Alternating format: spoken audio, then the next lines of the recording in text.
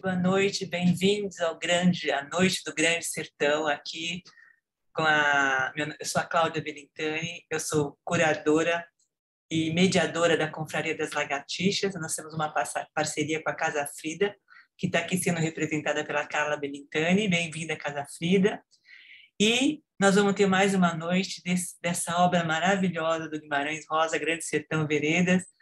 Uma delícia estar com vocês, é muito bom poder estar aqui, poder partilhar dessa metamorfose do Riobaldo, da saga do Riobaldo e do Jadorim, em que nessas 50 páginas que a gente leu, a gente percebe que está acontecendo uma transformação na vida do Riobaldo. Ele está buscando a si mesmo, o tempo todo ele está indo em busca de si mesmo, e, de repente, ele percebe que obedecer, ele muda da história de que obedecer é mais fácil do que entender e passa a desconfiar, passa a contestar, passa a mudar a postura completamente e começa a pensar no lance da liderança do bando, né? E a gente tem a participação especialíssima do Odilon Esteves, né? Esse sobrenome é uma delícia. Esteves, a hora e a vez de Augusto Matraga, que é o sobrenome do Nhô Esteves, que está lá no Guimarães também. O Odilon está aqui para presentear a gente com essa presença maravilhosa, com essa... Ele nos traz o Riobaldo. É impressionante como todo mundo fala, que pensa no Riobaldo, pensa na obra e associa ao Odilon. Então, ele veio trazer essa mineirice para a gente, com essa presença muito querida, e eu agradeço a todos vocês pela presença, pela participação. Quem quiser falar, pode levantar a mãozinha, se vocês tiverem dúvidas, podem falar, que a gente esclarece aqui no bate-papo. Mas muito bem-vindos, uma delícia estar com vocês, e agora eu passo a palavra para a Carla, da Casa Frida. A palavra é sua, Carla. Boa noite. Olá, boa noite a todos, que honra estar aqui. Cláudia, obrigada pela abertura. O Odilon ainda não entrou na sala, acho que a gente pode aguardar mais um pouquinho ele entrar. E queria falar um pouquinho dessa parte do livro, desse sexto encontro. Passamos pelo labirinto aí do mais difícil do comecinho, que a gente enfrentou essa ordem não cronológica da narrativa do Guimarães Rosa, e agora a gente consegue começar a entender melhor essa história, né? Porque esse fazendeiro lá no começo, o Riobaldo está contando, e aqui ele está como jagunço, ele deixa já conta mais ou menos isso no comecinho do livro. E queria atentar um pouco dessa passagem, que agora nós estamos já mais da metade do livro, desse grande livro, com tantas páginas, com vocabulário tão sofisticado. Ótimo, bem-vindo, Odilon. Que bom ter você com a gente. Nosso querido Odilon, que traz via oralidade, né, essa presença do sertão, que ajuda a gente a enfrentar o labirinto, né, Lúcia? Olha a Lúcia mostrando o livro dela, lindo o seu livro, Lúcia, com a edição de bolso, né? Esse aqui é uma edição da Companhia das Letras. Mas nessa parte que a gente já passou da metade, o que eu queria compartilhar aqui com vocês é um pouco dessa transformação do Riobaldo, se questionando sobre quem ele é, né? Que era um pouco que a gente já vinha conversando no último encontro, que foi no quinto, quando nós estávamos exatamente na metade do sertão, e agora a gente já estamos mais da metade, adentrando aí agora para a parte final do livro. E que ele se pergunta, né, quem é esse Zé Bebelo, que inicialmente era uma grande inspiração para ele, e que ele acaba se tornando professor, né, e agora ele está liderando a equipe de jagunços, né, nesse momento do livro. E ele se pergunta, né, em alguns momentos, quando ele é chamado para fazer a carta para o Zé Bebelo, que líder é esse? Ele começa a questionar um pouco o lugar do Zé Bebelo, e tem algumas passagens que eu acho, que eu grifei aqui para a gente conversar, que é logo no comecinho aqui que é um pouco, logo no começo da parte que a gente separou, que ele diz, né, obedecer é mais fácil do que entender. Então, acho que essa frase ela tem uma importância muito grande nesse momento, porque é justamente quando ele está se perguntando de um saber maior sobre si mesmo. Então, quantas vezes também nós não passamos pela vida sem querer se aprofundar tanto nas coisas, obedecer é muito mais fácil do que a gente refletir, do que a gente pensar, e é quando ele justamente se propõe a fazer esse mergulho sobre quem ele é. Então, tem diversas passagens que ele vai repetindo o próprio nome, eu sou Riobaldo, ele começa a ser chamado de Tatarana, e tem até um diálogo dele com o Zé Bedelo, que ele diz que ele não é nada, ele é coisinha de nada, né? E eu acho muito interessante como a gente vai acompanhando, até de uma forma elástica, esses pensamentos do Riobaldo, ao mesmo tempo que ele se torna alguém tão grandioso, ele é tão pequeno, tão minúsculo, ele não é nada, né? Ele mal existe. E acho que é muito interessante esse diálogo para a gente pensar, né, a potência que tem esse livro de pensar até nos nossos processos da vida, né? Acho que todos nós somos o Riobaldo de alguma forma. Acho que nós temos diversas oportunidades de se aprofundar, entender quem nós somos. E é difícil, né? Quando a gente se propõe a fazer esse mergulho, sair um pouco de uma posição mais passiva para um lugar mais ativo, mais de um certo protagonismo, de uma identidade maior sobre quem nós somos. E acho que não é por acaso também que é justamente nessa seleção de páginas que a gente ficou de ler, que tem uns momentos mais tristes e aflitivos, né, da história, que é a matança dos cavalos, e tem um terror, né? Eu li agora dessa vez, eu tive que parar alguns momentos assim para caminhar um pouco, respirar, porque a gente vai acompanhando, né, esses animais, a forma que eles vão sentindo esse sofrimento e o quanto parece que de fato a gente está ali junto com eles, participando dessa guerra, né? E é um momento tão absurdo, né, que a gente também estamos vivendo uma guerra, né, na Ucrânia, essa confusão toda política, e da gente refletir, né, porque ao mesmo tempo em que tem essa matança, e eles não podem fazer nada, que eles estão ali completamente presos naquela casa, depois disso tem até uma parte que tem esse momento de paz, que é quando entra a borboleta, né, que eu acho que a gente até falou um pouquinho sobre isso. É tão bonita essa parte da borboleta, e que eu acho lindíssimo assim, a forma que o Guimarães escreve essa mistura do horror com a beleza, que é a vida. Então, nós passamos por guerra, nós passamos por pandemia, e mesmo assim temos borboletas como Odilon, né, que vem trazer a poesia, que vem trazer a paz, que vem trazer um alento na nossa vida. Ainda bem que a gente tem esses momentos de alento, de estar aqui, da gente se ouvir, compartilhar e fazer uma leitura de uma obra como essa juntos. Isso é uma grandeza, né, mesmo perante o caos. E só para não me estender muito, eu queria também falar um pouco desse momento final também, que depois que passa esse auge, né, da guerra, enfim, que também, por coincidência ou não, tem uma peste, né, da bexiga preta que eles estão enfrentando, que é o que o Zé Bedelo fica com muito medo. É o único momento do livro que nós vemos aqui o Zé Bedelo com medo.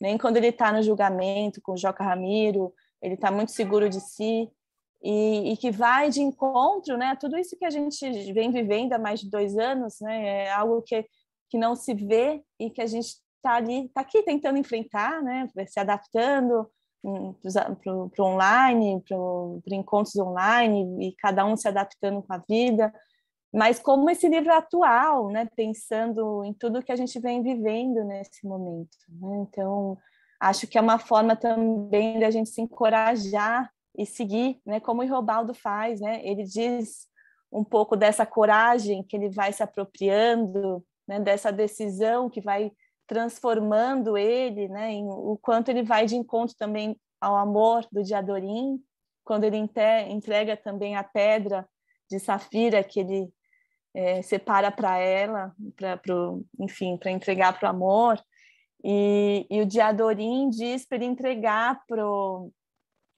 para outra pessoa, ele recusa receber essa pedra, né? O quanto também é difícil esses caminhos e torturosos caminhos para o amor. Né? Então, que todos nós também passamos, né? O quanto o amor também traz dor, enfim.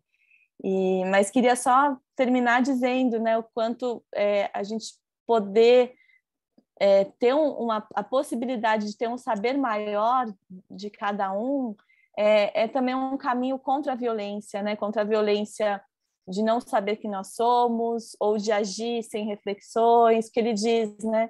Por não pensar eu matava. Né? Então acho que é uma frase também lindíssima desse trecho que a gente vai discutir hoje, e o quanto também não instiga a repensar, a refletir, a esse cuidado com o outro, desse sertão que nós todos vivemos, de alguma forma somos todos jagunços também, enfrentando aí os perigos do sertão, e é um pouco o que eu queria trazer, né, desse encontro de hoje, e vou passar então a palavra agora para o Odilon, agradecer a presença de vocês, eu estou adorando fazer a releitura do livro, agora acompanhado com o grupo aqui junto da Confraria, a Casa Frida. Odilon, obrigada por estar aqui com a gente, bem-vindo, boa noite, e passo para você agora. Boa noite, gente. Desculpa o atraso, eu achei que eu estava sem internet, que eu não ia conseguir participar hoje. Entrei em desespero, mas aí deu certo, né? Bom, eu tinha preparado 2 trechos para hoje, mas, bom, eu vou lê-los primeiro e aí falo o que aconteceu. O primeiro é o trecho de quando o Riobaldo fica cismado, né, que o Zé Bebelo tá traindo, né, tá montando uma armadilha para eles,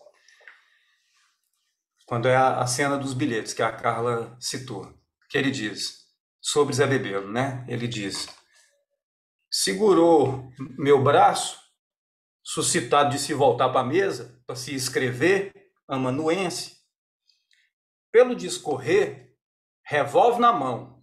Às vezes achei em minha fantasia que ele estava me ameaçando. E aí, vamos ver. Que tem o esquadrão Rei Uno, esses é que vão vir me dar retaguarda. Ele falasse. Eu escrevesse com mais urgência. Os bilhetes. Missiva para o senhor oficial comandante das forças militares. Outro para o excelentíssimo juiz da comarca de São Francisco. Outro para o presidente da Câmara de Vila Risonha. Outro para o promotor. Apresta. A massa do volume desse também dá valor. Ele regendo. Acertei, escrevi. O teor era aquilo mesmo. O simples. Que se os soldados no só flagrante viessem de rota abatida, sem desperdiçar minuto, então aqui na fazenda dos tucanos pegavam caça grossa, reunida, de lobo, jaguatirica e onça, de toda a jagunçada maior, reinante no vesvês desses gerais sertões. Arrasa, ajusta e encerrar com fecho formal. Ordem e progresso, viva a paz e a Constituição da Lei, assinado José Rebelo Adro Antunes, cidadão e candidato. No pique, de um momento, perdi e achei minha ideia. E esbarrei. A em pé, agora formada, eu conseguia a alumiação daquela desconfiança. Assim, em que maldei foi: aquilo não seria traição? Mais um trecho. Um ror de meu sangue me esquentou as caras, o redor dos ouvidos. Cachoeira que cantava pancada. Eu apertei o pé na alpercata exprimi as tábuas do assoalho, desconheci antes e depois. Uma decisão firme me transtornava. E eu vi, fiquei sabendo. Me queimassem em fogo, eu dava muitas labaredas muito altas. Ah, dava. O senhor acha que menos? O senhor acha que menos acho? Mais digo, mais fiz. Antes, veja o que eu pensei. O que seguinte ia ser. E ficou formado um decreto de pedra pensada, que na hora de os soldados sobrechegarem, eu parava perto de Zé Bebelo, e que ele fizesse feição de trair, eu abocava nele o rifle, efetuava, matava só uma vez, e daí eu tomava o comandamento, o competentemente, eu mesmo, e represava a chefia e forçando os companheiros para a impossível salvação. Aquilo, por amor do rijo leal, eu fazia. Era capaz. Pelo certo que a vida deve de ser, mesmo não gostando de ser chefe, descrendo dos enfado de responsabilidades, mas fazia. Aí pega a faca, punhalo e o facão grande. Tornei a pensar. Até chegar a hora, eu não ia falar disso com pessoa nenhuma, nem com dia Durim, mas fazia, procedia, e eu mesmo senti a verdade de uma coisa forte, com a alegria que me supriu. Eu era Riobaldo, Riobaldo, Riobaldo, quase que gritei esse meu nome. Meu coração alto gritou. Então que eu experimentei, quando eu experimentei os gumes dos meus dentes e terminei de escrever o derradeiro bilhete, eu estive todo tranquilizado. E um só. E insensato, resolvido tanto, que mesmo acho que aquele na minha vida foi o ponto e ponto e ponto. E para hoje, eu tinha preparado esses 2 trechos, só que aí de ontem para hoje, eu fiquei com muita vontade, apesar da dureza, de ler a cena da matança, sabe? Porque realmente eu fiquei hoje transtornado com essa coisa da Ucrânia. Eu fiz uma peça da Clarice Lispector ano passado, ela era ucraniana, sabe? Veio fugida para o Brasil com a família. Então eu fiquei o dia inteiro com a cabeça nela, assim, um pouco transtornado. Puxa vidas, eles chegaram ao Brasil em março de 1922. A gente está perto de março de 2022, 100 anos depois, sabe? Aí eu vou ler e não vou chegar na parte da borboleta, porque hoje eu estou muito chateado.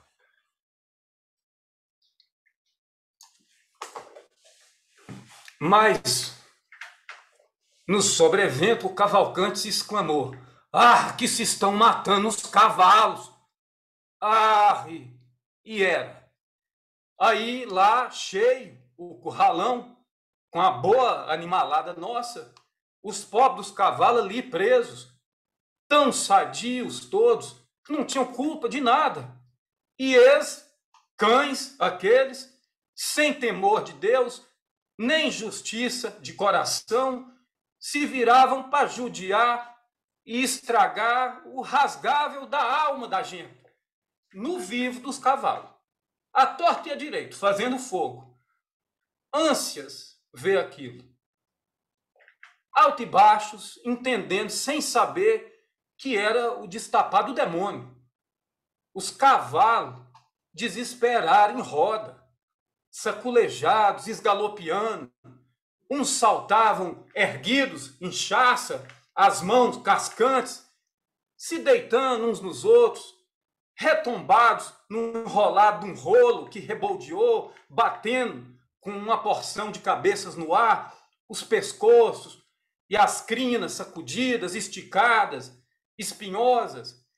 eram só umas curvas retorcidas, consoante o agarre do rincho fino e curtinho, de raiva, rinchado, e o relincho de medo, curto também, o grave e rouco como o ur de onça, soprado das ventas todas abertas, que giraram, trompando nas cercas, escociantes, no esparramo, no desembesto. Naquilo tudo, a gente viu um não haver de doidas asas.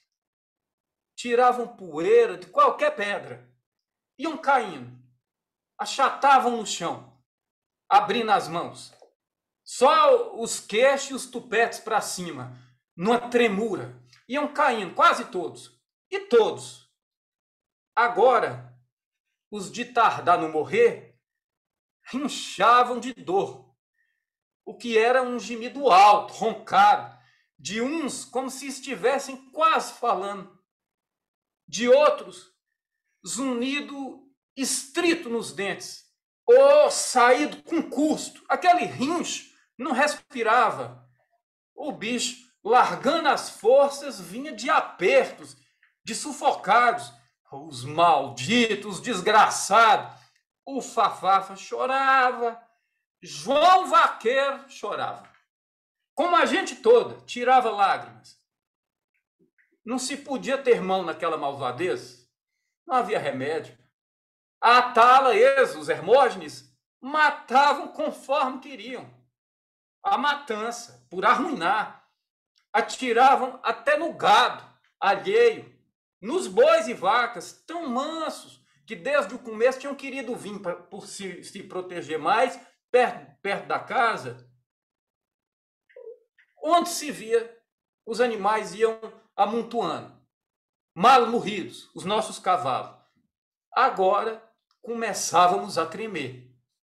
Onde olhar e ouvir a coisa inventada mais triste e terrível, por no escasso do tempo não caber. A cerca era alta. Eles não tiveram fuga. Só um cavalão claro, que era o do de mão de lixa, e se chamava Safirento. Se aprumou nas alças, ficou suspenso, cochilasse, debruçado na régua, que nem que sendo pesado em balança, um ponto, as nádegas ancas, mostrava para cá grossas carnes, depois tombou para fora, se afundou para lá, nem a gente podia ver como terminava. A pura maldade. A gente jurava vinganças. E aí não se divulgava mais cavalo correndo. Todos tinham sido distribuídos, derrubados. Aquilo pedia que Deus mesmo viesse, carnal, em seus avessos, os olhos formados. Nós rogávamos as pragas, mas a fé nem vê a desordem ao redor. Acho que Deus não quer consertar nada, a não ser pelo completo contrato. Deus é uma plantação, a gente e as areias. Aturado, o que se pegou a ouvir eram aqueles assombrados rinchos de corposo sofrimento. Aquele rinchado medonho dos cavalos em meia morte, que era a espada de aflição, e carecia de alguém ir lá, com pontaria caridosa, em um, com a dramada desacabar, apagar o centro daquela dor, mas não podíamos. O senhor escutar e saber os cavalos em sangue e espuma vermelha esbarrando uns nos outros para morrer e não morrer. E o rinchar era um choro alargado, despregado, uma voz mesmo que levantava os coros, mesmo uma voz de coisas da gente. Os cavalos estavam sofrendo com urgência. Eles não entendiam a dor também. Antes, estavam perguntando por piedade. Ah, eu vou lá. Eu vou lá livrar da vida os pobrezinhos. Foi o que o Fafafa bramou. Mas não deixamos, porque isso consumava loucura. Não dava 2 passos no eirado e ele morria fuzilamento. Em balas se varava. Agarramos, segurado o Fafafa. A gente tinha que parar presa dentro de casa, combatendo no possível, enquanto a ruindade enorme acontecia. O senhor não sabe. Rincho de cavalo padecente assim, de repente engrossa e acusa buracões profundos. E às vezes dão ronco quase de porco, ou que desafina, esfregante, traz a dana deles no senhor, as dores. E se pensa que as viraram outra qualidade de bichos, excomungadamente. O senhor abre a boca, o pelo da gente se arrupeia de total gastura, o sobregelo, e quando a gente ouve uma porção de animais se ser em grande martírio, a menção na ideia é de que o mundo pode se acabar. Que é que o bicho fez? Que é que o bicho paga ficando naquelas solidões? Lembrar de tão bonitos, tão bons. Ainda hora há pouco esses eram cavalinhos nossos, sertanejos, e que agora, estraçalhados daquela maneira, não tinham nosso socorro. Não podíamos. E que era que queriam esses Hermógenes? De certo seria tensão deles deixar aqueles relinchos infelizes em roda da gente, dia e noite, noite e dia, dia e noite, para não se aguentar. No fim de alguma hora, e se entrar no inferno, senhor, então, visse Zé Bebelo, ele terrivelmente todo pensava, feito o carro e os bois se desarrancando num atoleiro. Mesmo mestremente ele comandava: apuremos fogo, abaixado, fogo daqui, dali, em ira de compaixão. Não adiantava nada. Com pranchas de munição que a gente gastasse, não alcançávamos de valer aos animais, com o curralo naquela distância. Atirar de salva no inimigo amoitado não rendia. No que se estava, o despoder da gente, o duro do dia. Pois então me subi para fora do real. Rezei. Sabe o senhor como rezei? Assim foi, que Deus era fortíssimo e exato, mas só na segunda parte. E que eu esperava, como até as pedras esperam. Faz mal, não tem cavalo rinchando nenhum. Não são os cavalos todos que estão rinchando. Quem está rinchando, desgraçado, é o Hermógenes. Nas peles de dentro, no sombrio do corpo, no arranhar dos órgãos, como um dia vai ser, por meu conforme. Assim, de hoje em diante, doravante, sempre temos de ser. Ele, o Hermógenes, meu de morte. Eu, militão. Ele, guerreiro. Assim, o relincho em restos trescortado. Aqueles cavalos suavam de derradeira dor. Agarrávamos o Fafafa, segurado, disse ao senhor, mas de repente o Marruás disse: bom, vigia, olha lá. O que era? Que quem havia de não crer? Que mesmo, agora, estavam atirando por misericórdia nos cavalos sobreferidos, para a eles dar paz. Ao que estavam, as graças a Deus, exclamou Zé Bebelo, alumiado, com um alívio de homem bom. É mármore, o Alari exclamou também. Mas o Fafafa nem nada não disse, não conseguia. O quanto pôde, se assentou no chão, com as 2 mãos apertando os lados da cara, e cheio chorou, feito criança, com todo o nosso respeito, com a valentia, ele agora se chorava. Aí então se esperou. Durado de um certo tempo, descansamos os rifles, nenhum tirozinho não se deu. O intervalo para deixar eles folga de matarem, em definitivo, nossos pobres cavalos. Mesmo quando o arraso do último rinche no ar se desfez de vez, a gente ainda se estarrecia quieto. Um tempo grande, mais prazo, até que o som e o silêncio e a lembrança daquele sofrer pudessem se enralecer embora para algum longe. Daí depois, tudo recomeçou de novo, em mais bravo. E nisso que conta ao Senhor, se vê o sertão do mundo.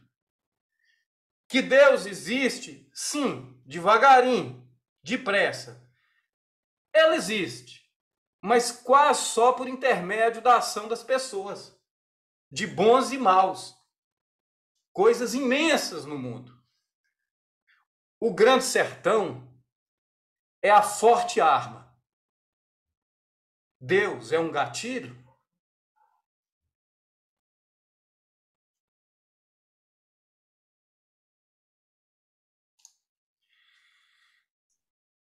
Vamos até aí. Olha, eu queria que tivesse melhor ensaiado, porque tem uns trechos que eu acho que não ficaram bem lidos, mas foi o que eu consegui de ontem para hoje. Maravilhoso, João, maravilhoso. Você traz para a gente algo que mexe tanto, maravilhoso, maravilhoso. Não tem... Hoje é um dia muito triste, de fato, então você trouxe, através da sua voz, o seu sentimento, você atua junto, você vai estar junto dele, está junto da história da gente. Muito lindo o trabalho, bravo, maravilhoso. Estou emocionada. Obrigado, Cláudio. Que sintonia essa parte, né? Odilon, nem se a gente tivesse combinado, o mundo ia estar tão em sintonia com a nossa leitura aqui. Impressionante, assim, que rico, assim, esse recorte que você traz para a gente. Estou muito mexida também de te ouvir. E você traz toda essa emoção, né? Toda dessas coisas que não tem tanta explicação, né? Dessas mortes, dessa crueldade, muito bonito, muito lindo. Obrigada por trazer esse recorte também. Imagina, tem uma frase, né, desse trecho, que era muito texto, eu acho que eu passei depressa, mas que ele diz assim, né, no que se estava o despoder da gente. E isso, né? No que se estava o despoder da gente, essa sensação de despoder, de despoder, né? Hoje eu fiquei o dia inteiro assim pensando nisso, assim, nessa sensação de despoder. É uma palavra tão boa que eu esqueci a outra que a gente usa normalmente. Duro do dia, ele fala o despoder da gente, o duro do dia. O duro do dia, Ainda tem esse complemento. A impotência, a Lúcia está escrevendo aqui, é exatamente a sensação de impotência, né? Impotência. E é muito duro, né? Sem palavras, Odilon. Nossa, sem palavras, muito. É uma barbárie, né? A cena da matança dos cavalos é uma barbárie. A gente parece que está junto do processo, e você trazendo com a sua voz a história, então fica, mais um dia como hoje, é tudo tão... né? Deus é um gatilho, não é? É muito, muito forte, muito bom.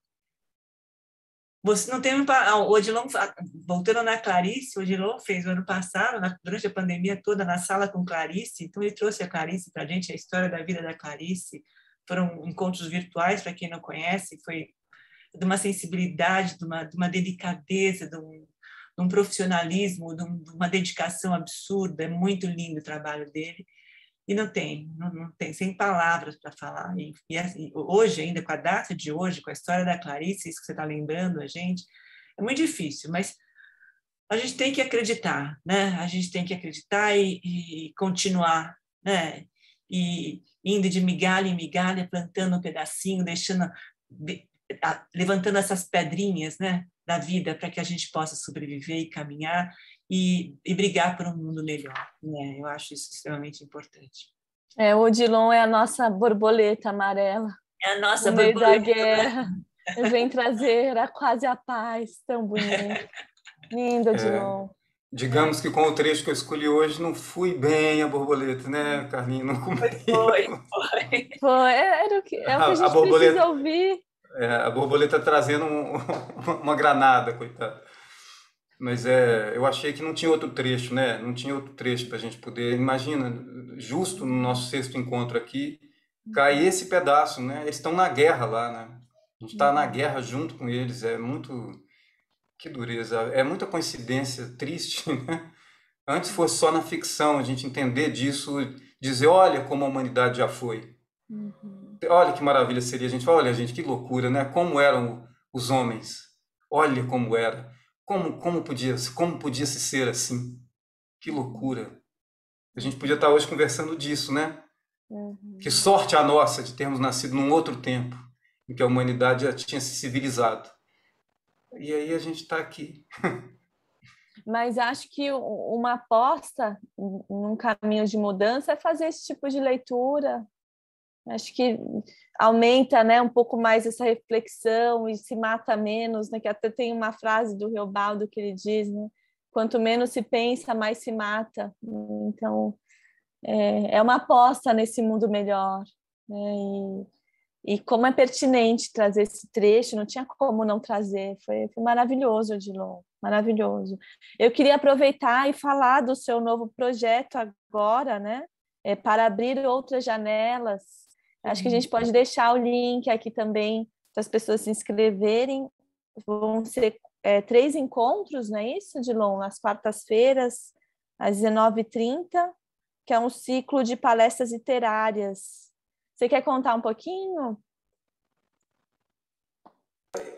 Eu quero, mas assim... Hoje eu tô tão, né, assim, esmurecido. Porque eu faço arte, né? E quando a humanidade chega nesses impasses como a gente está hoje, eu fico me sentindo um fracasso, um perdedor. Aí, assim, eu vim empolgado para participar hoje, queria convidar vocês para o ciclo de palestra, que é uma das coisas que eu mais amo fazer na vida, mas aí hoje eu falei, gente, que sentido tem? Será que tem sentido eu fazer isso? Mas é porque eu sei que é porque hoje eu estou no susto. Mas eu não tenho hoje nem condição de convidar. Queria convidar vocês, mas é um trabalho muito lindo que eu faço. São 3 encontros, são palestras que eu chamo de palestras cênicas, que passam por autores que entraram na minha vida graças aos afetos. E eu dei sorte. Eu faço isso quase como um agradecimento a pessoas que, se não tivessem cruzado a minha vida, alguns autores e obras também não teriam entrado, porque são essas pessoas que fazem uma diferença, né? Porque elas te inspiram. Você vai ler aquilo com muito boa vontade, com muita vontade de entrar naquele universo. E aí criei isso alguns anos atrás para apresentar, para incentivar adolescentes, sobretudo, para a leitura. Isso uns anos atrás. Aí eu passei a apresentar mais para adultos, curiosamente, sobretudo na pandemia. E vai ter esse ciclo agora em março. Assim, lá eu explico melhor, porque hoje eu não estou nem conseguindo muito, sabe? Mas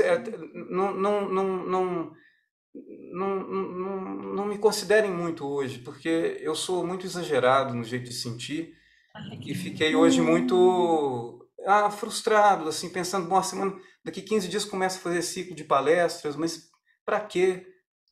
Parece que sempre a gente está andando no mesmo buraco. Daqui a pouco eu melhoro. Semana que vem eu falo, não, é para isso que temos que fazer mesmo. Vamos fazer, a vida continua. Você falou que faz com amor, é o amor que vai salvar. É isso que você está fazendo que vai salvar. Não pensa, bom, é que hoje eu entendo você. Mas põe o link aqui para a gente, tá? Para a gente poder entender melhor, porque vai ser online isso. É online, é pelo Zoom também. Tá. Ótimo, então, ótimo, perfeito. Porque é muito bom estar com você, é muito bom sentir, você passar essa sensibilidade para a gente, porque você, de alguma forma, é uma parte de nós. Você tem a nossa voz, de alguma forma, né? Você consegue passar isso, o que a gente está sentindo através da sua voz. E compartilhamos esse sentimento também com você.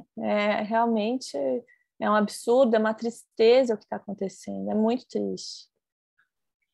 Que bom que a gente está podendo apostar também nessa potência que a arte tem, que a literatura, que eu acho que esse é o caminho mesmo, né? O caminho da gente poder cuidar um dos outros, né? Do planeta, do mundo, dos países. Não é porque acontece a Ucrânia, está acontecendo aqui, né? Nós estamos todos interligados, né?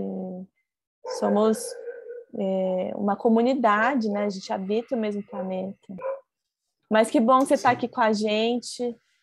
E vamos continuar, então, agora ouvindo aqui nossos participantes também, que acho que a ideia também é que a gente possa ter essas trocas, a gente possa conversar e trazer e falar sobre isso, né? Acho que esse é um espaço justamente para a gente poder refletir juntos, né?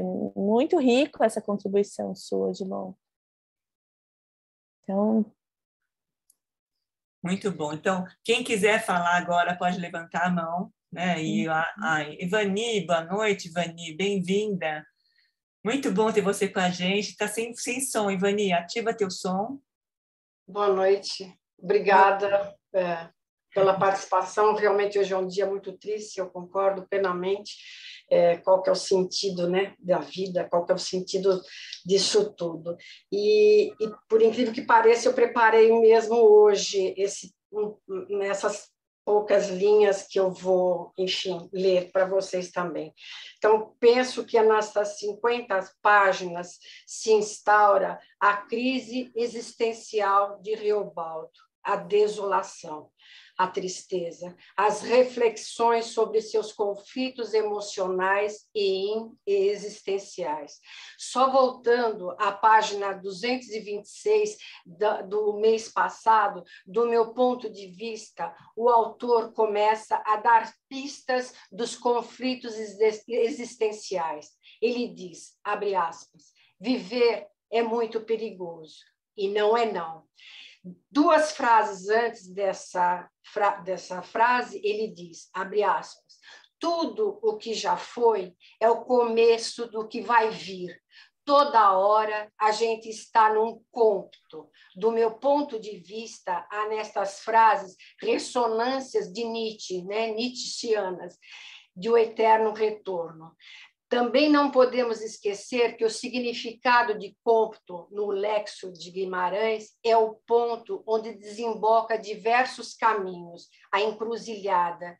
E na encruzilhada, a escolha, né? Como é difícil escolher. Né? Sabe-se que na filosofia existencialista, segundo Sartre, a escolha é angustiante. Outras palavras fortes também é a página 236, quando quase nós iniciamos essas 50 páginas, né? Da 235 a 285. Nonada é uma frase curta com um ponto. Nonada, o vazio. Né? Outra frase que me chamou a atenção, a página 238, da sua suspeita, da qual Odilon descreveu essa parte, da possível traição de Zé Bebelo. A causa da carta que ele escreve a pedido de Zé Bebelo, solicitando aos soldados oficiais para a fazenda dos tucanos, em que eles foram vítimas de uma tocaia do bando de Hermógenes, endereçada ao senhor oficial comandante das forças militares, ao juiz da comarca, ao presidente da Câmara da Vila Risonha ou a outro promotor, assinando José Rebelo Aldro Antunes, cidadão e candidato. A página 253, há um diálogo que Riobaldo diz a Zé Bebelo, que compõe. Do meu ponto de vista, é uma frase que tem o vazio, né? O nada. Abre aspas. Pois é, chefe, eu sou nada, nada sou, não sou nada, sou nada, não sou mesmo nada, nadinha de nada, sou a coisinha nenhuma, o senhor sabe? Sou nada coisinha, mesma nenhuma de nada, o menorzinho de todos, o senhor sabe? De nada, reticência, de nada reticência. Durante a crise existencial, surgem pequenos devaneios que desagam no vazio, porque não se realizam, né? Por exemplo, a página 269, abre aspas, um mimo, a pedra de safira que Diadorim agradece, abre aspas, mas não acho de aceitar um presente assim agora. Aí guarda outra vez, por um tempo, até enquanto se tenha terminado de cumprir a vingança por Joca Ramiro. Nesse dia, então, eu recebo, fecha aspas, delongando, ainda restei com a pedra na safira na mão e declarei, abre aspas, escuta, Diadorim, vamos embora da jagunçagem, que já é o depois de vésperas que os vivos também têm de viver por só si, e vingança não é promessa a Deus, nem sermão de sacramento. Não chegam os nossos que morremos e os Judas que matamos para documento do fim de Joca Ramiro? Página 270, da reação de Diadorim, Riobaldo pende para uma visão mais realista. A página 275, abre aspas, nosso pessoal, montão, eles pegou a mazelar, quer dizer, adoecer, porque estava chegando a hora de eu ter que lhe contar as coisas estranhas. Do meu ponto de vista, são reflexões sobre as injustiças sociais, sobre a peste da bexiga preta, que é a varíola, né? E o lamento. A página 281, abre aspas, Deus me diga, nem me diga o Senhor que não. Aí foi que eu pensei, o inferno feio deste mundo. Aí a página 283, aquela travessia durou só um instantezinho enorme. A página 286, Zé Bebelo falou, o que imponho é se educar e socorrer as infâncias desse sertão. Na verdade, aqui ele faz uma reflexão a respeito daquele menino negrinho que não tinha, estava roubando, enfim. Então ele fala, imponho é de se educar, o que imponho é se educar e socorrer as infâncias desse sertão. E para terminar, a página 287, o que vai ao encontro das minhas análises, que é o fechamento destas páginas, e penso que vai implicar numa outra retomada, né? Um outro começo. Abre aspas. Triste é a vida do jagunço, dirá o senhor. Ah, fico me rindo. O senhor nem não diga nada. Vida é noção que a gente completa seguida assim, mas só por lei de uma ideia falsa. Cada dia é um dia. E, finalmente, a página 289, em que a tristeza realmente se estabelece em Riobaldo, abre aspas. O senhor não escutou em cada anoitecer o lugugem do canto da mãe da lua. O senhor não pode estabelecer em sua ideia a minha tristeza Quinhoan. Quinhoan, ou lugugem, que é do Lexio de Guimarães, é o choro, a tristeza, né? De radical lug, do latim lugere, que é chorar. Então, é uma comparação implícita da tristeza do personagem com o canto da mãe da lua, né? E assim, então, eu penso assim que a crise existencial é o vazio, mesmo porque Guimarães ele sofreu todas as influências, né? Ele viveu a Segunda Guerra Mundial, enfim, e retomar no século XXI, né? É desolador e angustiante. É isso, pessoal. É isso. Ivani, que passagens! Maravilhoso, maravilhoso te ouvir, Ivani. Eu acho que é justamente essa crise existencial que você fala, né, que vai conduzindo a gente para a encruzilhada, que é o finalzinho da nossa leitura aqui desse encontro. É o momento da encruzilhada com ele mesmo, né, dele se havendo com as próprias questões sobre quem ele é, né? Ele não é nada, ou ele é tudo, né? Quem é o Riobaldo? Quem é o jagunço Riobaldo? É muito bonito, assim, o espaço que você separou para ler para a gente. Obrigada por fazer também esse recorte tão maravilhoso, tão bom, muito bom te ouvir. Obrigada, Ivani. Obrigada. Obrigada, Ivani, pela participação. Bem, nossa, impressionante isso.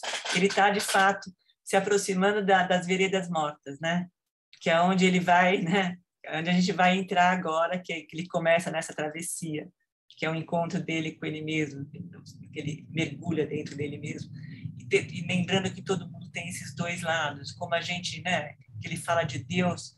Deus é o gatilho, né? São os atos do homem. O homem é que faz, o homem é que se movimenta, o homem é que mata, que denigre, que não pensa no outro. É muito difícil o que a gente está passando, mas vamos acreditar, acho que está aqui. Qualquer amor já é um descanso na loucura aqui. Colocar a verdade é isso que vai fazer com que a gente se movimente, é isso que vai fazer com que as coisas, que a gente consiga suportar isso tudo e modificar um pouco da nossa história. Ô, Lúcia, se você quiser chamar a Carmen, daqui a pouco eu te chamo também, tá? Se você quiser falar, Lúcia. Você está sem o microfone, tem que chamar a Carmen para falar, senão eu não te escuto. Leila, agora a palavra é sua, bem-vinda, boa noite. Obrigada Olá, boa noite. Pela atuação lá no grupo, muito bacana, tua ajuda. Obrigada, obrigada. Contente de estar aqui e concordo com todo mundo. Claro que hoje é um dia muito... Leila, posso te pedir uma gentileza? Lúcia, você quer falar? Pode. Só Lúcia. Eu fecho. Lúcia. Não, eu espero, eu falo depois Não, dela. é melhor ela abrir o teu microfone e a Leila aguarda só um pouquinho. Pode falar. Tá bom. Não, eu fiz um estudo sobre o narrador em Grande Sertão, então eu gostaria de falar um pouquinho mesmo do Riobaldo e da atitude dele de sempre. Ele, segundo o Cavalcante Proença, Riobaldo realmente é rio inútil, né? Rio inútil, porque ele sempre, ele não era rápido para as suas decisões e sempre meio com medo, né? Não era corajoso realmente, né? Mesmo com relação a Diadorim, ele vai convidar para desistir da jagunçagem, né? E ela mostra que é muito mais corajosa que ele, né? E ainda mais para poder vingar a morte do pai, do Joca Ramiro, né? Mas foi tanta coisa que foi falada, tanta coisa bonita que o Odilon leu para a gente e falou, que eu acho que não tem muita coisa mais para eu falar. Eu só tenho esse trabalho mas não vale a pena, não dá para ler esse trabalho, tá bom? Então, muito obrigada, um abraço e eu fico por aqui mesmo. Lúcia, obrigada. Fala, Carla. Muito bom ouvir a Lúcia. Que presente tá a Lúcia aqui com a gente. Pois é, mas eu estou murcha hoje, Carlinha. Estamos, né? Tá bom? Faz parte. Mas é muito bom esse estudo dos nomes, né? Do Riobaldo, Diadorim, Hermógenes, tem toda uma simbologia, né? Nada é por acaso ali na escrita do Guimarães. Né? Esse rio faltante, como você bem colocou. Muito Não, bom. e ele realmente, o Rosa fala da tragédia e fala da beleza, da pureza, tudo junto como uma poesia inteira, né? Essa travessia aí, em que eu tenho a sorte de estar com vocês também, mas a travessia do Riobaldo era alguma coisa muito complicada para ele, né? Então é isso. Mas vamos lá. Um abraço para vocês todos, muito obrigada. Obrigada. Para você também, Odilon, tá? Obrigada, Lúcia, obrigada. Boa noite para você, obrigada pela participação, pelo carinho. Obrigada. Leila, agora é você. Obrigada. Então, estava dizendo, apesar, né, da tristeza do dia, é muito bom a gente poder se encontrar por aqui, né? Acho que a gente restaura um pouco a nossa humanidade por aqui, né? Então, obrigada, Carla, Cláudia, Odilon. E eu queria comentar, eu achei assim, esse trecho, né, que nós lemos, ele é todo muito intenso, né? Muito intenso, e até tem até uma, eu diria que ele renderia muitos encontros, né? Pela sua intensidade. E o que eu destaquei dessa leitura foi exatamente que o Riobaldo ele entra mais a fundo nos próprios conflitos e, apesar de ser um trecho muito intenso também do ponto de vista da ação, acontecem muitas coisas, acontecem muitas mudanças, mas ele mergulha, né, dentro dessas reflexões e elas tudo que ocorre, não ocorre nada que não esteja pontuada não seja pontuada pelas reflexões do Riobaldo, as inquietações, as indagações. E dentro desses conflitos, né, destaca-se assim, a dúvida que ele acaba sentindo, a desconfiança em relação ao Zé Bebelo, né, e ele até se dispõe, até constatando as dúvidas dele, a finalizar, né, a acabar com o Zé Bebelo, se ele de fato confirmar, né, que ele está fazendo pacto contra eles, com os soldados, né? Mas ele mergulha também nas questões amorosas, não só com o Diadorim, não, né?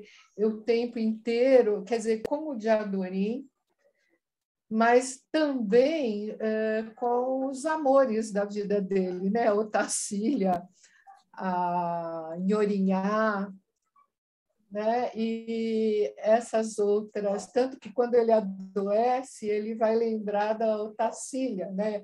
Otacília vai ser viúva sem ter se casado comigo, né? Será que eu vou morrer? E que Diadorim fica muito enciumado, porque está ouvindo, né?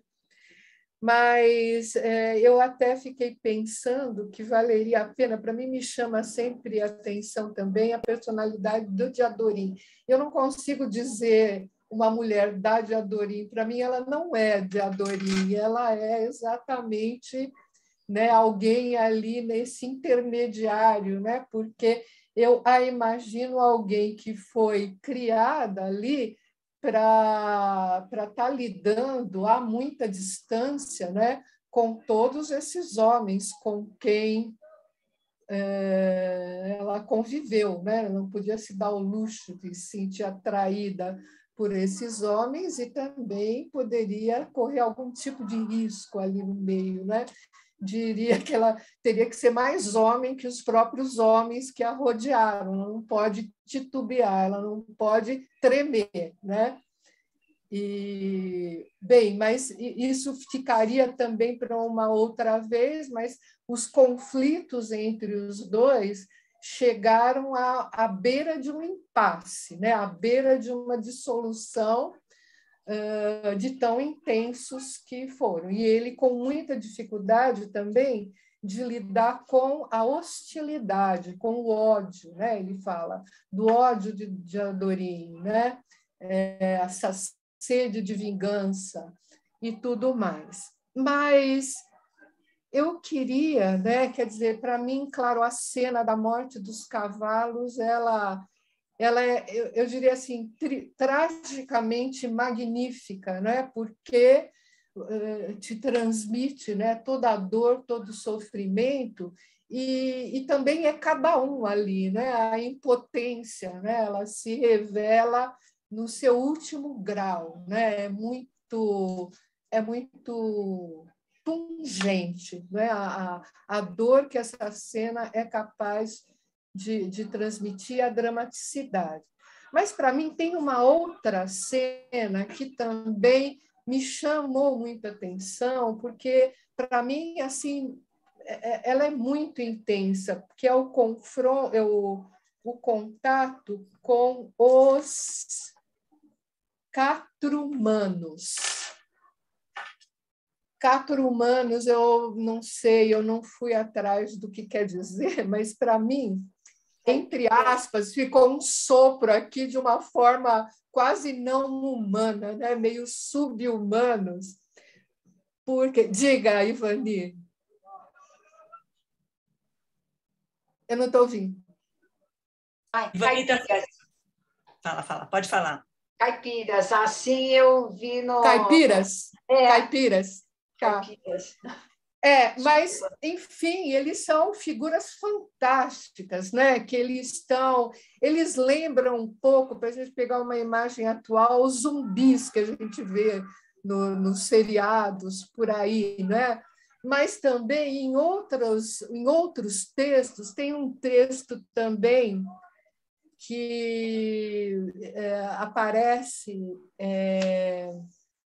eu não vou lembrar agora, mas, enfim, essas figuras que parecem assim andrajosos, eles saem de um buraco do tempo, não é?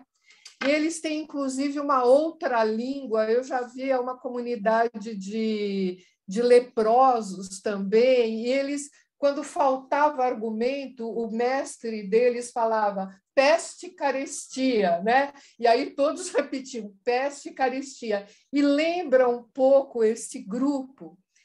E aí, o Riobaldo, em relação a esse grupo, quer dizer, para os outros, parece que eles passam sem maiores consequências. Eles dão esse aviso, mas o Zé Bebelo resolve não ouvir e vão lá para onde está assolado pela varíola, né? Bexiga negra. Mas, de novo, me chama muita atenção as reflexões que o Riobaldo faz em relação a esse grupo, né? Ele praticamente diz, o saber dos antigos. O que os antigos diziam? Você não se aproxime de pessoas que sejam muito diferentes de você, né? E ele achou tão sombrio, né? Ele sentiu tão sombrio esse grupo, e que ele ficou pensando, né, de que eles rogariam uma praga. E aí tem vários exemplos de praga, né? Essas pessoas seriam capazes de prender um punhado de terra na mão durante 3 dias, e depois, jogado esse punhado de terra, nasceria ali uma sepultura, né? uma cova, e entre outras coisas. E aí ele fala uma coisa muito interessante, que é essa frase aqui, para mim, é fantástica, né?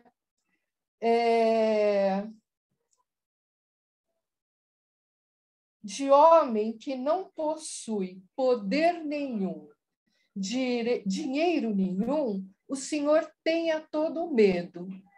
E aí, ou seja, é de quem não tem nada a perder, né? Apesar da aparente fragilidade, apesar deles não terem roupas, eles não terem nem linguagem, né? Uma linguagem estrupiada, meio inventada, meio à margem, né? Marginal, armas marginais.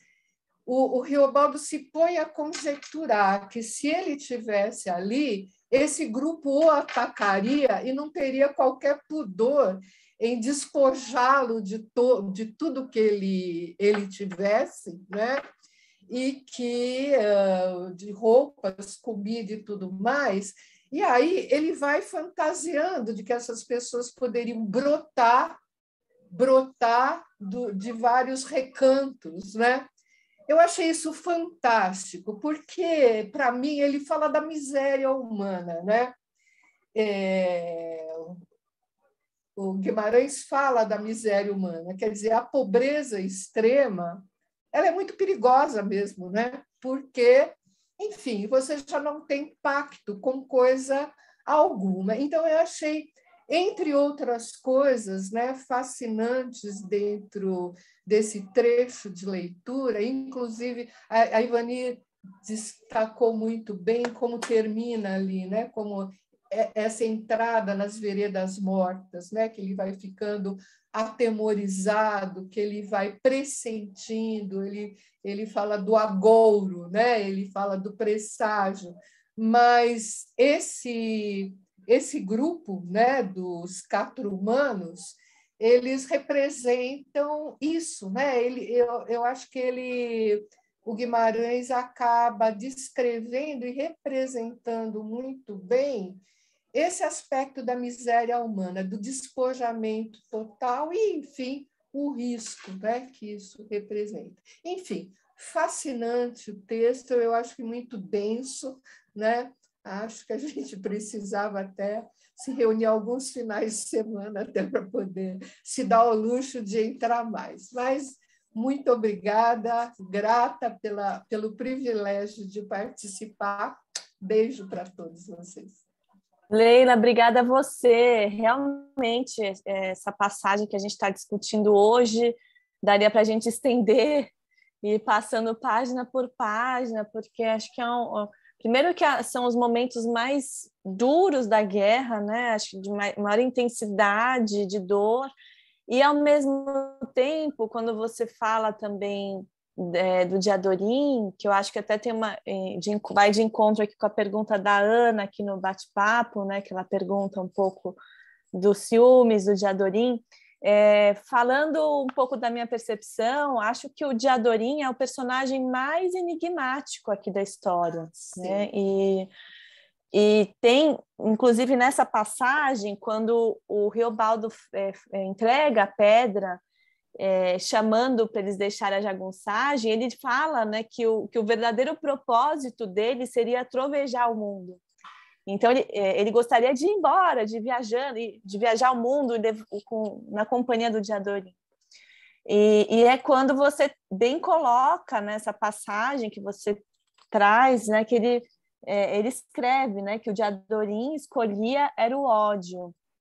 Então, acho que um pouco do que você falou, e tentando também responder a pergunta da Ana, que não sei se foi muito uma pergunta, mas para a gente abrir mais essa discussão, o Diadorim, ele fica um personagem que parece que está sempre entre, né? Ele não consegue se apropriar de fato do que ele quer ou dos sentimentos que ele sente, ele fica muito tomado por esse ódio da perda do pai, né? Que é assassinado, enfim, pelo bando do Hermógenes, e esse pai acaba tomando uma dimensão tão grande que ele não tem espaço para viver outras coisas, né? Então, acho que isso que você fala, né, Leila, não só enigmático, além da questão do gênero do Diadorim, acho que é um pouco as colocações, porque parece que, de fato, o que guia o Riobaldo, que é o nosso herói aqui, é permanecer do lado do Diadorim, né? O Diadorim, ele é fundamental aqui na história, né? Tanto que, não sei se é nessa passagem que ele diz, eu só ia indo, ele ia indo, né, atrás do amor, era a aposta dele no amor, né, que era esse amor que, inclusive nessa parte, né, ele diz que era um amor que ele também tinha raiva desse amor, né, que era um amor que ele não conseguia concretizar, né, tem um enigma na relação dos dois, e quando ele se coloca, que na verdade o próprio Diadorim que orienta a Otacília, né, vai guiando a Otacília para o Riobaldo. Olha, eu não vou com você, mas tem a Otacília que é a mulher ideal para você casar, fico imaginando ela de noiva. E aí ele descreve, né, que enquanto o Diadorim ia discorrendo da fala dele, uma tristeza meiga, muito definitiva, tomava conta. É maravilhoso, né? Assim, que na verdade o que ele dizia não era o que ele sentia, né? Então tem muito uma duplicidade desse personagem que para mim é o grande enigma aqui do livro, né? Que movimenta o Riobaldo para a guerra, que movimenta o Riobaldo, enfim, na vida de jagunço, né? Que é um pouco a parte que a gente está. Mas sem dúvida é uma ambivalência enorme, assim, o Diadorim ao mesmo tempo em que ele fala, né? Ele quer o Riobaldo do lado dele. ele também não liberta ele para viver outras coisas, né? Ele mantém ele aprisionado nesse amor que é impossível de se concretizar. Então, acho que é um sentimento muito duplo que ele vai sentindo, e é muito nítido esses ciúmes que passa essa passagem de uma certa ironia e de uma melancolia dele dizendo da pedra, né? Não podendo receber esse presente. Então, ele não consegue receber esse amor não se concretiza, né? Então, só um pouco complementando o que você traz, né, Lina? E, enfim, Ana, se você quiser dividir com a gente o que você pensou, né? Não sei o que você foi pensando também dessa passagem no Diadorim. Fique à vontade. Eu acho que também o Diadorim, quando ele começa a falar sobre a Otacília, eu acho que ele também se projeta no processo, né? Existe algo ali que é uma duplicidade dele também, né? Dele se imaginar daquela forma também. Não é só que ele entrega, mas ele também se coloca no lugar, porque ele fala de uma forma, porque ele é extremamente possessivo em relação ao Diadorim, né? Nada, ele vigia, ele fala, ele joga com a culpa também para que ele possa ir atrás. Como você vai? Não, E a vida dele era o amor, de fato. E aí, nessa passagem, que eu acho extremamente importante, que tem essa barbárie, tem essa carnificina com os cavalos, ele vai se transformando literalmente. Ele vai contestando. É a primeira vez que ele fala assim, não vou mais obedecer, e agora eu vou, né, vou desconfiar e vou contestar. E aí ele começa a entrar numa outra vereda, que a gente vai entender agora um pedacinho disso, que é extremamente importante, que eu acho que é exatamente isso que o Odilon estava falando para a gente, que Deus é um gatilho, não está na mão dos homens, né? Estabelecer a paz está na mão dos homens. E isso vem através do amor, não tem como, não tem outra saída que não seja o amor. E acho que o Guimarães traz isso para a gente, porque tanta brutalidade, tanta maldade, tanta violência, mas de repente embaixo de uma pedra, uma borboleta que entra, essa coisa toda que tira a gente da terra, que faz com que a gente, né, essa história do Odilon, né, pensando na história da vida dele, né, e as pessoas que trouxeram coisas para ele, que pegaram ele pela mão e colocaram ele num universo diferente, que é o que Guimarães faz com a gente através desse livro, né? Ele coloca a gente num outro universo, numa outra dimensão, e a gente vai viajando nesse processo, apesar dessa violência toda, a gente vai sempre encontrar o amor. E acho que nessa passagem, Diadorim tem uma projeção através da Otacília. Essa é a minha análise do processo. É que eu acho que tem, enquanto ninguém pede a fala, eu vou só falar mais também. Quietinho hoje. Tá mais quietinho. Que eu acho que você falou, né, que ele faz uma descrição do que é o medo, é tão bonito também, tão profunda essa descrição dele, né, que é um pouco ele falando logo em seguida, quando ele está se questionando desse amor que ele sente pelo Diadorim, que aqui na página do N60 da edição da Companhia das Letras, ele fala: o ódio é a gente se lembrar do que não deve. Amor é a gente querendo achar o que é da gente. É muito bonito. Então, se o Diadorim escolhe o ódio, o Riobaldo escolhe o amor, né? Um pouco, pelo menos, essa é a minha leitura, né? E aí, quando ele vai falar da descrição do que é o medo, que ele fala que é um produzido dentro da gente, um depositado. As horas se mexe, sacoleja, a gente pensa que é por causas, por isso ou por aquilo, coisas que estão fornecendo espelho. A vida é para esse sarro de medo se destruir, jagunço sabe, outros contam de outra maneira. Ou seja, é mostrar aquilo que a gente já sabe, né? A gente poder se ver, né? O espelho é isso, né? A gente poder acessar o que de fato tem a ver com a gente. Como é difícil a gente ter um olhar para nós mesmos, né? Que é um pouco essa passagem que ele está se questionando: quem é o Riobaldo, né? Que amor é esse que ele sente? Quem é o Diadorim? É bem profundo nessa definição. Gente, alguém mais quer falar? Faça todo mundo quietinho hoje. Acho que já, Odilon, vou pedir para você ler a borboleta. Não. Mas enfim, mas eu acho assim que é tão marcante essa passagem, esse dia de hoje está tão denso, mas eu acho que é isso mesmo. E ele fala aqui do medo, tem uma frase que ele fala: para não se ter medo é que se vai a raiva, a sebo. Para não pensar nesse medo. Porque o medo, de alguma forma, faz com que você se encontre com você mesmo.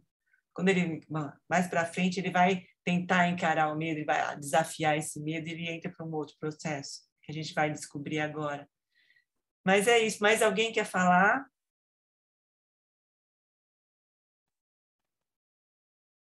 Todo mundo quietinho. Tá todo mundo quietinho hoje. Não tem como a gente acender. Ao José Carlos. José Carlos, bem-vindo. Tá sem som. Eu estava vendo isso.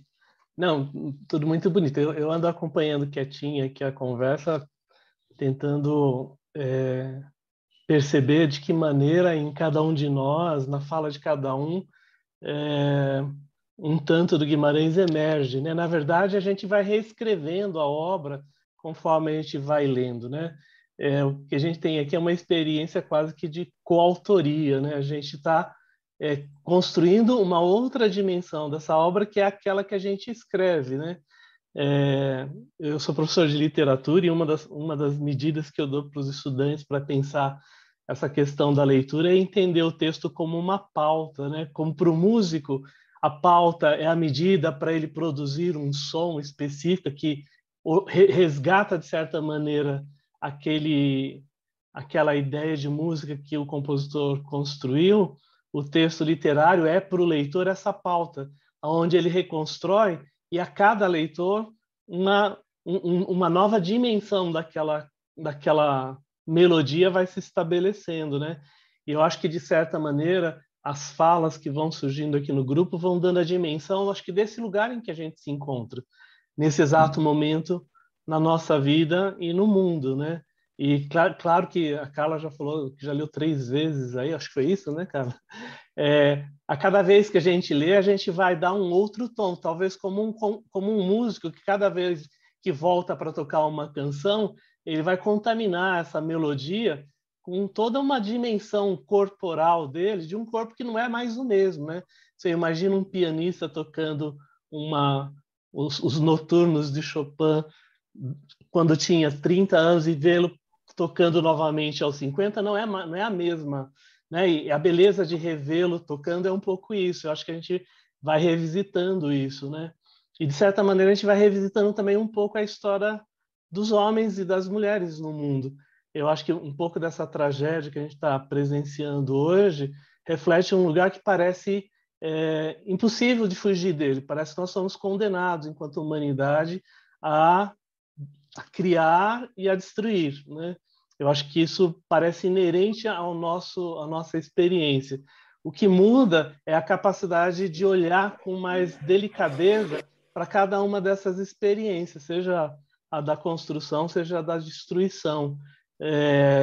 O Odilon relembrou aqui a Clarice, né? Eu fui ver há pouco tempo a exposição da Clarice também, que é impactante, e eu fico imaginando quantas Clarices estão morrendo hoje na Ucrânia e quantas Clarices estão morrendo aqui no Brasil e estão morrendo em outros lugares, quase que sem cessar, né?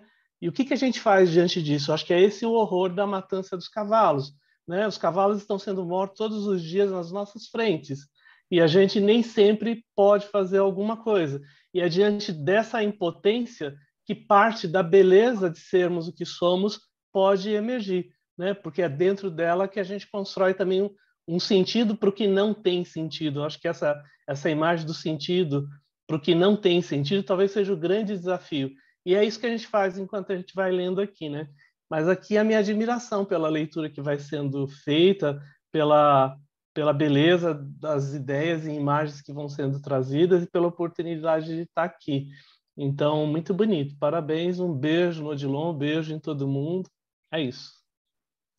Que honra ter você com a gente, Zé Carlos. Que que a amarração que você fez interessante é isso mesmo, né? O quanto nós ficamos impotentes assistindo barbáries, né? Como esse livro é atual, né? É impressionante como ele fica nesse registro da temporalidade, né?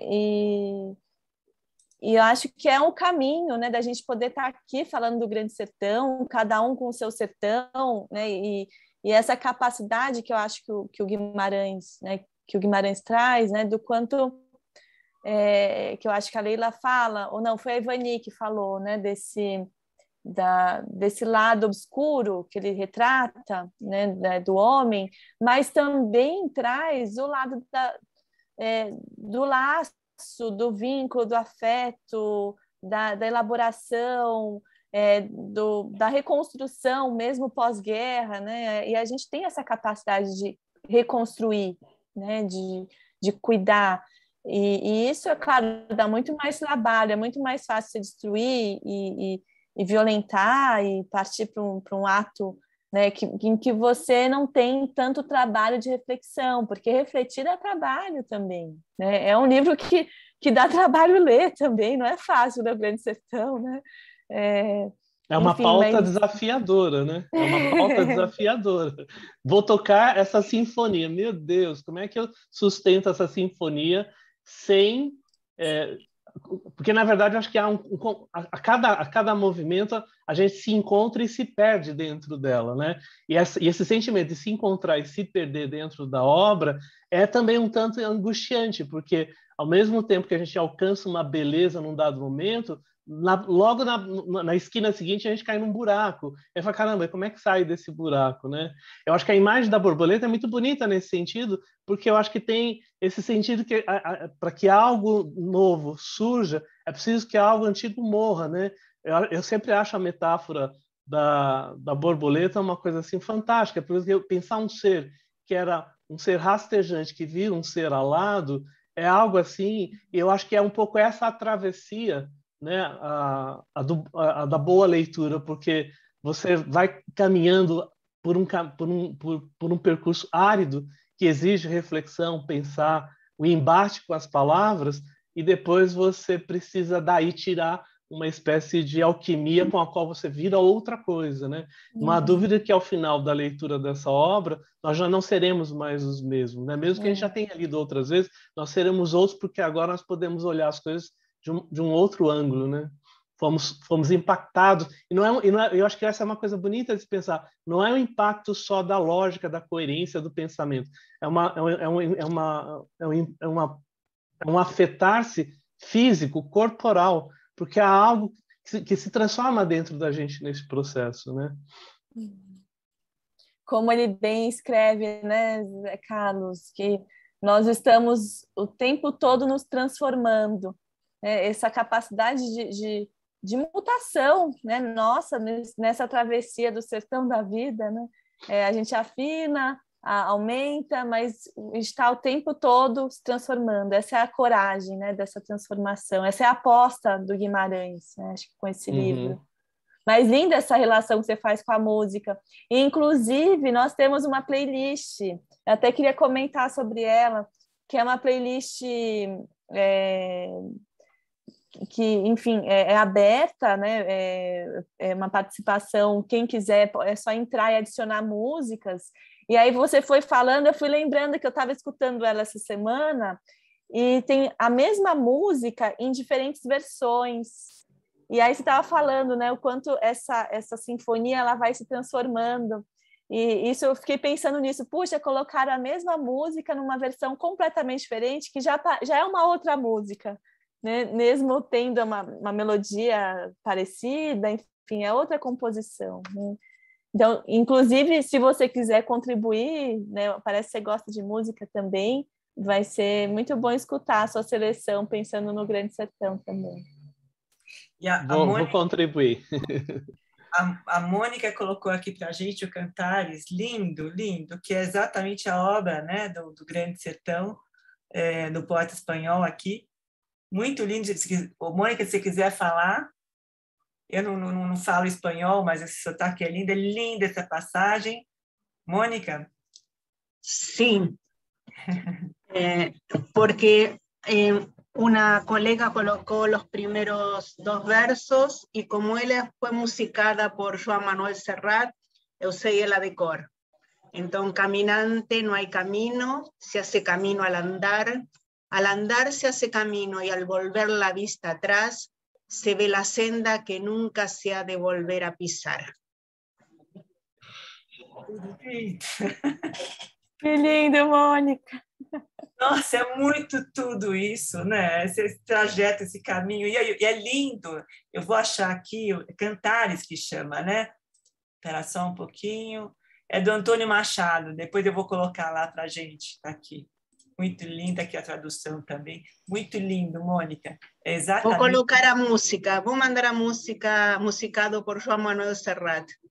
Tá, manda, Mônica, para a gente. Obrigada, viu? Obrigada pelo carinho, obrigada pela presença. Gostoso te ver aqui. Tá aí conseguindo, né? Muito bom. Já estamos no meio do caminho da história. Obrigada, Zé Carlos, pela participação. Difícil, é? Difícil. Nossa, não é fácil. Ainda mais agora que a gente está tendo que digerir esse processo todo e ter que estar exatamente nesse ponto da travessia do Guimarães, a gente se deparar com o que está acontecendo no mundo. Não está sendo fácil, né? Não é fácil, mas acho que acompanhado a coisa muda de figura, né? Sou bisneta de ucraniana. Ah, jura? Está me tocando muito. Não é fácil, não é fácil. Mas obrigada pelo carinho e pela presença. Eu conto com você, Mônica. Obrigada. Odilon, você agora, querido. Eu quero só agradecer hoje especialmente porque foi muito bom ouvir você, Zé Carlos, Ivani, Leila, Maria Lúcia, a Cláudia e Carla. É realmente impressionante, né, como encontrar as pessoas, mesmo que virtualmente, areja o nosso dia. Então, eu vou ler o trechinho da borboleta que a Cláudia falou. É no meio do tiroteio ainda, né? Que o Reobal diz, ainda demos um tiroteio varredor, ainda batemos. Aí eles desistiram para trás, desandaram. Assim pararam, o balançar da guerra parou. Até para o almoço, em boa hora. Então conto o do que se riu. Uma borboleta vistosa veio voando. Antes, entradas janelas adentro, quando junto com as balas que o couro de boi levantava. Assim, repicava o espairar, o voo de reverências. Não achasse o que achasse, e era uma borboleta dessas de cor azul esverdeada, afora as pintas, e de asas de andor. Ara, viva! Maria, boa sorte! O Jiribibe gritou. Alto, ela entendesse. Ela era quase a paz.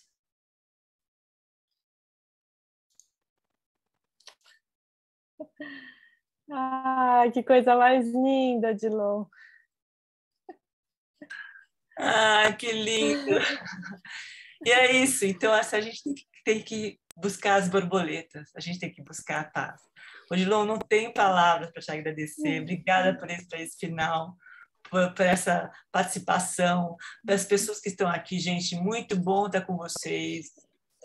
Queria também dizer, né, que bom que a gente está conseguindo finalizar com a paz, né, que é uma esperança, com essa mensagem de esperança, né? A gente precisa disso para seguir, mesmo com todo esse cenário, com toda a tristeza, com toda essa dor, a gente precisa continuar acreditando.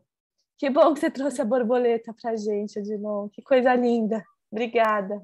A Carla lembrou, falou assim, você tem que ler a borboleta. Eu fisguei essa minhoquinha. Como é que chama? Hoje eu estou perdendo todo o vocabulário, não sei falar. Gente, a minhoca que a gente põe na vara de pescar. A isca. A isca. Então, tá bem. Peguei a isca da Cláudia. Muito gostoso. O próximo encontro vai ser no dia 31 de março. Vamos para a sétima parte do livro. Mais uma empreitada pela frente. A gente, né, daqui a pouco vai estar com material de apoio também disponível no site. E gostaríamos que todos estivessem com a gente. Estamos seguindo aqui num livro tão difícil e, ao mesmo tempo, tão maravilhoso, né? As coisas lindas assim dão trabalho. Não é tão fácil, né? Queria agradecer. Que bom poder falar do Grande Sertão. É um alento, é uma alegria, é quase a paz mesmo. Muito bom. Odilon, maravilhoso você estar com a gente. Queria agradecer todo mundo que está aqui. E perante tantas notícias, né, difíceis, a gente está aqui juntos. Seguimos juntos todos. Adorei também, Mônica, te escutar. Que poesia, que presente. É muito bom sua voz também. Lindo. Ela vai mandar a música para a gente também, tá? E aí, também, antes do dia 31, vai ter o encontro da confraria, que depois a gente vai mandar o link também. Nós vamos discutir Ataque dos Cães e o Jorge Luiz Borges, poema Zuns. Né? Aí, Mônica, né? Vamos nele. Muito bacana, o filme é um filme maravilhoso também, um filme extremamente, uma direção primorosa, uma fotografia maravilhosa, não é um filme difícil também, mas é de uma beleza impressionante. Está nas entrelinhas também. Então, gente, muito obrigada pelo carinho, pela presença. E em março tem o Odilon, quarta-feira, 3. Depois eu preciso, manda para mim, Odilon também, para a gente poder divulgar. Eu vou estar lá, porque eu não perco mais o Odilon agora. Você, de fato, é um presente para a gente, viu? Obrigada pela presença, pelo carinho. E obrigada, gente, pela participação. E vamos brigar pelas borboletas. Vamos em busca da paz. Um beijo para vocês. Uma boa noite. Monique, obrigada. A Lúcia também contribuiu muito aqui. Aqui está, Maria, muito bacana. Tem uma moça que entrou, que ela estava com a gente aqui agora, tão querida, que ela correu para ficar atrás da gente, tem tanta gente, não lembro o nome agora. Lilian Garcês. Você, Lilian, bem-vinda. Que bom, ela está aqui, ela foi, eu quero participar, foi, leu. E aí entrou, falou com a gente no grupo. Quem quiser participar do grupo... Isso. Lilian. Olha, mas eu ainda não alcancei vocês, mas no próximo eu estarei junto. Eu estou no encontro 4, é que eu estou seguindo todo o material. Gostoso. Bem-vinda, Lilian, gostoso. Obrigada. Não desiste. Que bom que você está aqui, que bom que você conseguiu chegar aqui com a gente, tá bom? Não, está sendo fundamental para mim. Estou gostando demais. O Odilon virou a voz do Riobaldo para mim, não tem como. Eu leio, eu já escuto a voz dele. Estou gostando muito de tudo, está sendo muito importante participar. Obrigada, Lilian, obrigada. E Lúcia também, Lúcia Barros também, que delícia a tua participação, a Mônica, gente, muito gostoso. É muito bom poder trocar essa coisa da troca, de partilhar. Fala, cara. A Monique falou também, muito bem colocado aqui, não deu tempo não tinha lido, mas falou do Vidas Secas, né, da baleia, da morte da baleia. Muito triste, muito triste. Faz todo sentido essa relação, né, com esse trecho dos cavalos. Muito obrigada, Monique. Então, gente, boa noite para vocês. Odilon, obrigada pela presença. Ivani, Leila, Silvia, Denil, querida, obrigada. Mônica, obrigada. Monique, obrigada. Ilma, obrigada. Mônica, bom filho, obrigada pela presença, pelo que depois a gente vai esperar. Muito obrigada. Lúcia, muito gostoso te ler. Você tem que falar também aqui, Lúcia. Tão querida a tua presença. Qualquer hora. A Heloísa, Carol, obrigada. Carol também participou bastante no bate-papo, obrigada pelo carinho. Stefanelli está aqui com a gente, a Yara, a Silvia, Zé Carlos. Cris, dá um beijo na sua mãe, delícia ver vocês. E o gato, de vez em quando, passei aí que eu vejo. Eu vou na história do Odilon falar que de vez em quando eu fico dando umas olhadas, uma delícia também. A gente se sente fazendo parte, é muito gostoso.